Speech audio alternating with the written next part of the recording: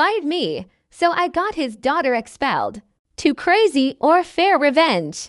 I, 26F, used to work as a full-time administrative assistant at a small but fairly well-known private high school in the Pacific Northwest. The kind of school with ivy growing on the gates, character-building retreats, and brochures that said things like excellence in education, leadership in life. I loved the students. I loved the campus. But I was chronically underpaid, constantly overworked, and my boss, Mr. H, made every day a mental marathon.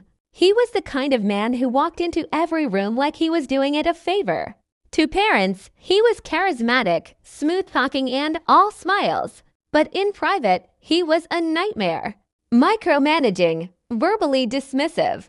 And he had a particular talent for undermining you in meetings and gaslighting you in emails. Still, I did my job. I kept detailed records, organized every major event, and covered for Mr. H constantly. His forgetfulness was almost weaponized. He once blamed me for forgetting to book the auditorium for a scholarship ceremony that he never told me about. I took it on the chin. I needed the job. Then, 6 months ago, everything changed. That's when Mr. H's daughter, Sophie 17F, got caught in a pretty serious academic scandal. It wasn't the first time, but this time, she got caught using some kind of AI tool to write a paper for her AP literature class. And when I say caught, I mean red-handed. The teacher, Ms. Lane, ran it through the school's detection software, and the results were damning. She even confronted Sophie, who apparently admitted it wasn't her best decision. Per school policy, cheating had a clear 3-strike rule. First offense equals 0 on the assignment. Second equals suspension. Third equals expulsion. This was Sophie's third. Ms. Lane emailed me the report, following standard procedure. I filed it into the student discipline system and made a hard copy for our files. The next morning, Mr. H stormed into my office. No knock, no good morning, just fury. Delete it, he said, throwing a folder onto my desk. Excuse me. I looked at him like he had grown another head. The report, Sophie, she's been under stress and this is not going on her record. You'll delete the file and shred the paper copy. I blinked. Sir, that's against policy. It's her third offense. She's going through a difficult time. This doesn't define her. You will delete the record, he said, voice low and cold, or you'll be out of a job. I stared at him, feeling my hands go clammy. I'm sorry, but I can't do that. It's not right. I'm not asking, he snapped. I'm telling you. I sat up straight. Then I'll talk to the board. His jaw twitched. You do that.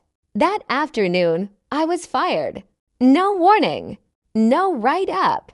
No PIP performance improvement plan. Just an email saying my services were no longer needed due to poor performance and insubordination. My badge was disabled by the time I got to the parking lot. I was humiliated and heartbroken. I tried to appeal, but there was nothing I could do. My role didn't come with any job protections, and they were legally allowed to let me go without notice. Of course, Mr. H had already poisoned the well, telling people I had become disruptive, that I refused to work as part of the team. But I wasn't done. 2 weeks later, while I was still looking for work and eating ramen twice a day, I got a message from an old coworker, Erin. She let it slip that not only had Mr. H deleted the incident from the system, but he also wrote Sophie a glowing letter of recommendation for college, claiming she was a leader in the Academic Honesty Committee, had started a tutoring club which never existed, and even made up a volunteer trip to Costa Rica. I was livid. Because I had receipts, I still had the original email from Ms. Lane and my copy of the deleted report. I had it because I'd emailed some files to myself before I got locked out of the system. Not for revenge, just for my professional portfolio. totally legal. It just happened to include the backup documentation of Sophie's third offense. So I waited a few more weeks until the college deadlines passed, then sent out anonymous packets, one to each of Sophie's top choice schools. Inside each one has a copy of the email from Ms. Lane, screenshots of the school's academic honesty policy, time-stamped versions of the incident reports, including her first 2 offenses, a copy of the essay flagged as AI generated, a statement noting that the principal had covered up the third strike. Every packet was anonymous. No return address. No signature. Just the truth. 2 months later, I got a call from Erin. "You didn't hear this from me." She whispered. Sophie got rejected from every top school she applied to. And then the dominoes really started falling. Apparently, the parents of another student heard rumors about the cover-up and threatened to go to the local news. When the board got wind of it, they launched a quiet internal review. A month later, Sophie was expelled for academic dishonesty. Mr. H was placed on administrative leave. Translation: he was being investigated. Update 1-2 weeks later. Hey again. Thanks for the overwhelming response. I did not expect this to blow up. So Mr. H has officially resigned. From what I've heard, the board gave him the option: resign quietly or face an investigation for record falsification, policy violations, and ethics breaches. He took the deal. Word is slowly leaking out among parents and even the local PTA Facebook group. Sophie's no longer enrolled at the school.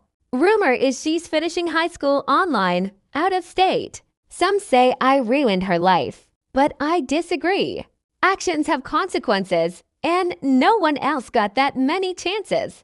Also, in a wild twist of fate, a small but progressive charter school on the East Coast offered me a part-time remote admin position after seeing my story.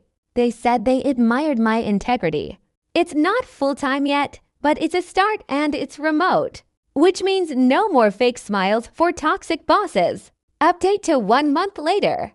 Another twist. The school board has started contacting former staff who left under questionable conditions, some of whom hadn't spoken up until now. Turns out I wasn't the only one who got steamrolled by Mr. H. There's a quiet investigation underway into years of shady practices, fabricated teacher reviews, changed student grades, falsified recommendations, even misused funds for student wellness retreats that no one remembers happening. Also, I ran into Ms. Lane at a bookstore cafe last weekend. She saw me from across the aisle and just walked up and hugged me. She said she'd been feeling guilty for not pushing harder after reporting Sophie's cheating. I told her it wasn't her fault, she did her job. It was Mr. H who failed everyone. She said the school feels lighter without him, like we can finally breathe. As for me, I've officially accepted a full-time job offer from the remote school. It pays better, comes with benefits. And my new boss started our first meeting by saying, "We believe in doing what's right, not what's easy." I'm not just surviving anymore, I'm finally thriving. So, am I crazy? Maybe, but I'd rather be crazy and stand up for what's right than stay silent and complicit.